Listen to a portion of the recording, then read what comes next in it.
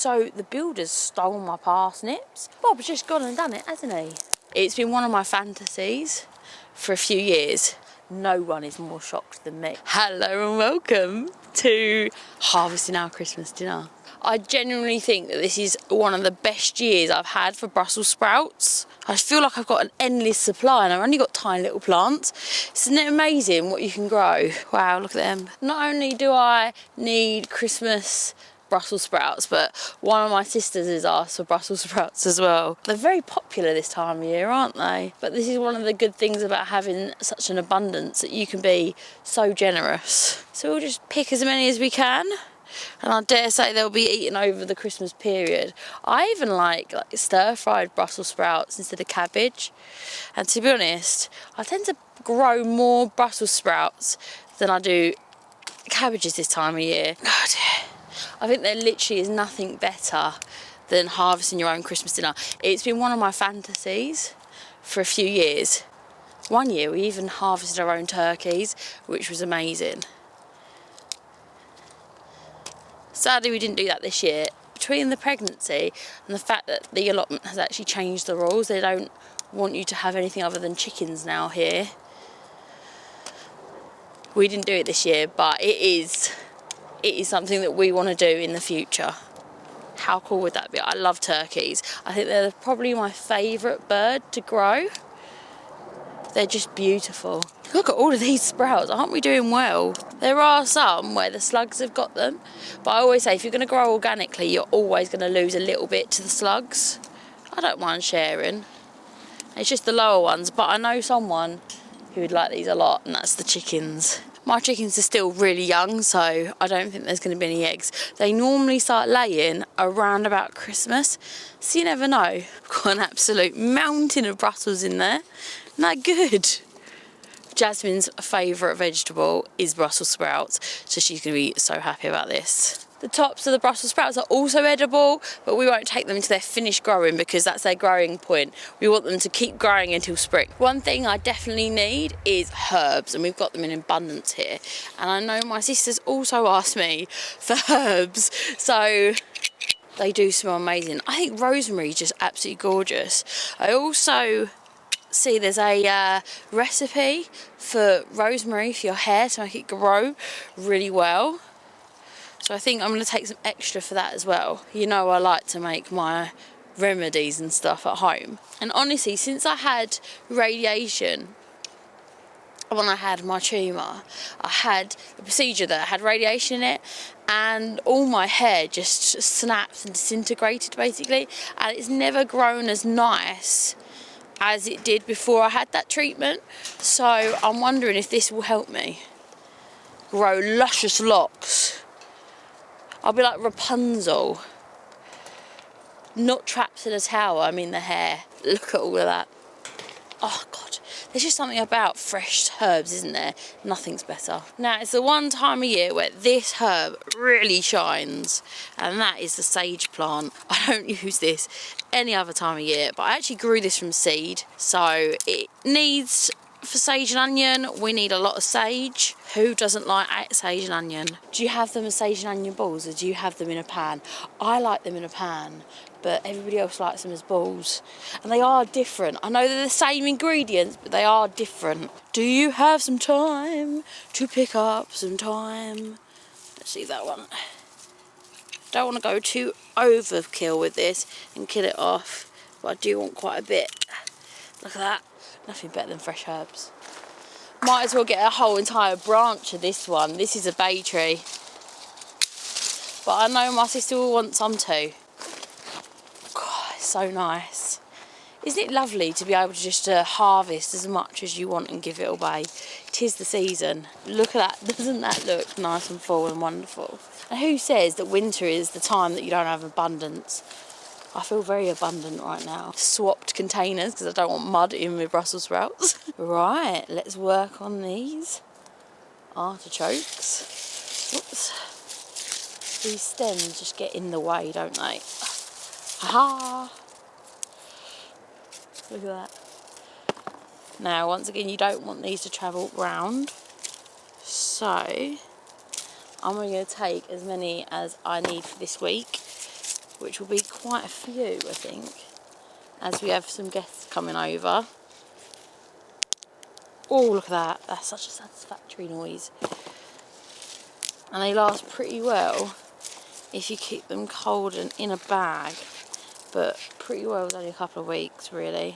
So my evil scheme for this area is that I'm going to remove the ones that are in the path. Makes sense to me anyway. Whoop, hopefully without skewering anything.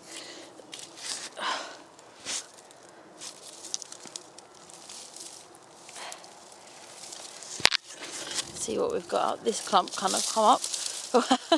That's not promising. This is one of the funniest jobs because you never know what you're going to get. So the first year that we grew anything sort of substantial for Christmas dinner, we grew potatoes, like late potatoes, and I didn't check them, I didn't touch them until Christmas Day, I think it was. So we came out Christmas Day down to the bottom of the garden when I used to grow down the bottom of the garden, and the whole time Bob's like, oh, I can't believe you've left it to the last minute. If we don't have potatoes, Christmas is ruined, you know. And he was moaning the whole way. And when we got down to the bottom of the garden and we started, no, I don't think we even started. So when we got down to the bottom of the garden, our neighbour come out and was like, oh, hi Bob, what's up? And he was like, oh, we're just doing our Christmas potatoes. It's a wonderful tradition that we have. We come down here. It doesn't even matter if we get any. It's a nice experience together. And he's telling the neighbour, as I'm digging out all the potatoes, right, he's telling the neighbour, oh, it's just such a wonderful experience. It's, you know, for the kids and everything. And every time I come down here to harvest our Christmas dinner, he always remembers me. Reminds me of the first year when he was so panicky. We had tons of potatoes that year. We had more potatoes than we knew what to do with. Wow, look. And we have more of these artichokes than we know what to do with.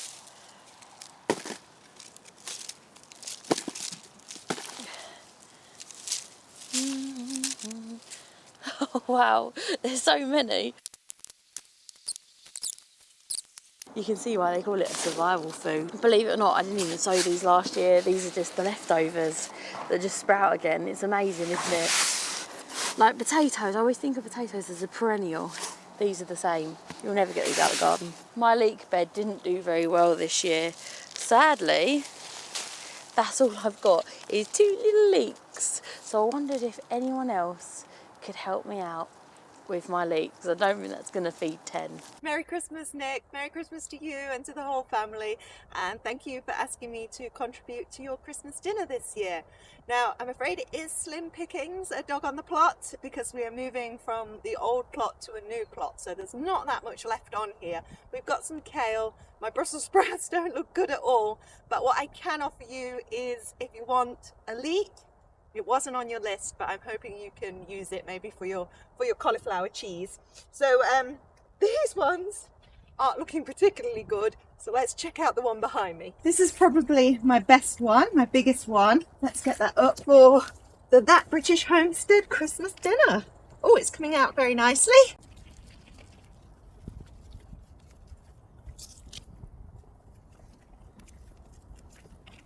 There we go. I'm not sure that's going to feed all that many of you, but I hope it can be some contribution to your Christmas dinner. There we go. Thanks, Kerry. For me, I don't know about you guys, but I've always thought purple sprouting broccoli to be like one of the poshest broccolis. Maybe because it's so pricey in the supermarket. Now, I know my little sister, one of her favourite veggies is kale. And I've got this absolutely gorgeous kale here, which is called Candy. So I'm going to make sure to have an absolute ton of it for her. And if she's very good, I might even let her take some home so that she can have some over the Christmas period too. Kale is one of them plants that I have that gets completely neglected until you come into winter, and then it's an absolute game changer. Now, this is a kind of a second bed. This is a last minute Swede bed. And I know what you're thinking, what's a last minute Swede bed? So I actually sowed carrots in here and they didn't take. So I was like, that's fine, I've got some Swede, I'll just chuck them out. So I've got these lovely Swedes and they're beautiful and tender, but they're a little bit small. So I'm going to take a few of these. I feel like over the Christmas period I'm going to eat more Swede than I do in a normal week. So I might take 5 of them.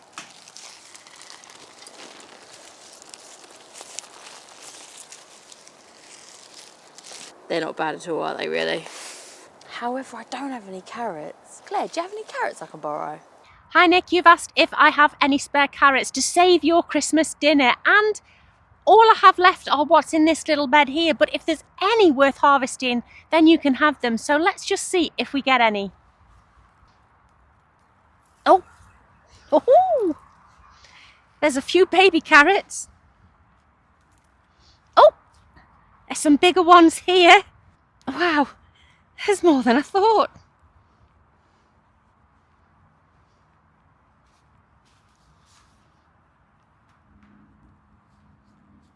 A few bigger ones. Hopefully these will be okay for your Christmas dinner, Nick. I'll get them sent to you right now. Merry Christmas! Cheers, Claire. This is the time that I should be leading you over to have a look at my parsnip patch. It would be a lovely scene of me trimming my parsnips and pulling them out the ground and all sorts. But guess what? Bob's just gone and done it, hasn't he? Every year he says to me, oh, we're going to do the drive, we're going to do the drive. And I'm like, yeah, okay. It's been about 7 years. He's going to say, this year's the year. I say, yeah. And he's going to say, we're going to do the drive. I go, yeah, we're going to do the drive. Anyway, every year we end up not doing it for, a thing of this. Life gets in the way, doesn't it? Well, anyway, this year he goes, this is the year. I go, yeah, this is the year. And he goes, why are you doing your parsnip seeds? And I said, oh, yeah, no, we're going to do the drive, 100%. It's all up here, parsnip seeds. And he's like, no, don't do the parsnip seeds. I'm doing the drive this year. I'm like, yeah, parsnip seeds. So I did my big patch of parsnips out in the front garden because it's got sandy soil out there. Beautiful it is. Guess what? Did the drive, didn't he? No one is more shocked than me. So the builders stole my parsnips along with all the turf outside my garden, which is absolute disaster because it had the best growing conditions for my parsnips. So I have no parsnips this year. Allie, can you help us out? Saving the best to last.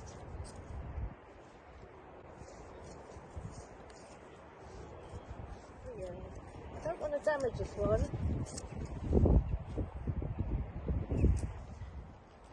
Oh, it's coming. Right, it's coming. Let's pull it out gently. Look at that. Fantastic. And I'm now, believe it or not, going to pass this over to our lovely friend over at the British Homestead. Here you go, Nick. This one's for you. Wow, thanks, Allie. Look at that. That's going to make some wonderful honey glazed parsnips. So let's top and end this bad boy. And do it a lovely peel. You do get a little bit of blemishing when you grow things yourself. It's absolutely fine. We're just going to peel over it and it's going to come out. Do not worry. You see? It's not even that deep.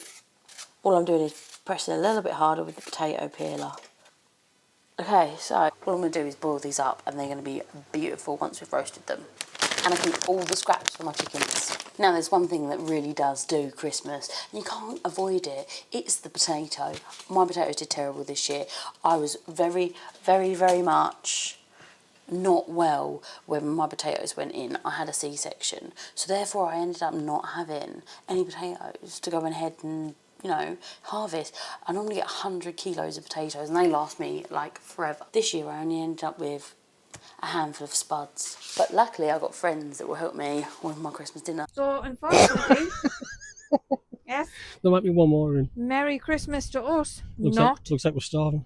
Yeah, we're definitely starving on them. One of them's even been eaten, but then they've left the rest because they've seen how feeble they are. Right, okay. Well, I best hand them over then, Hey Nick, I can help. I think I can help. I've got 7 buckets of Sarpomira potatoes here, and yeah, I'm pretty confident there's going to be something in here. I'm not feeling too well now, so let me see if I've got the strength to get this bucket outside and into the wheelbarrow.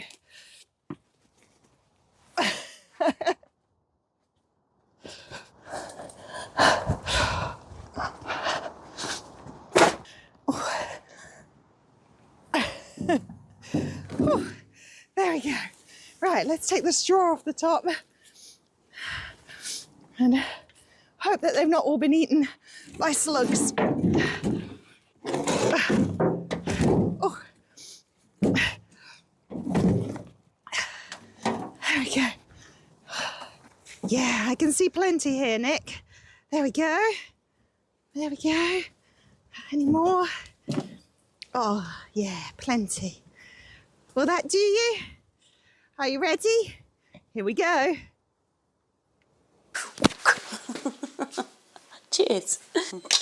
So I cut my potatoes bigger than you would think so that they go nice and crispy, because there's an often chance that I end up forgetting about my potatoes.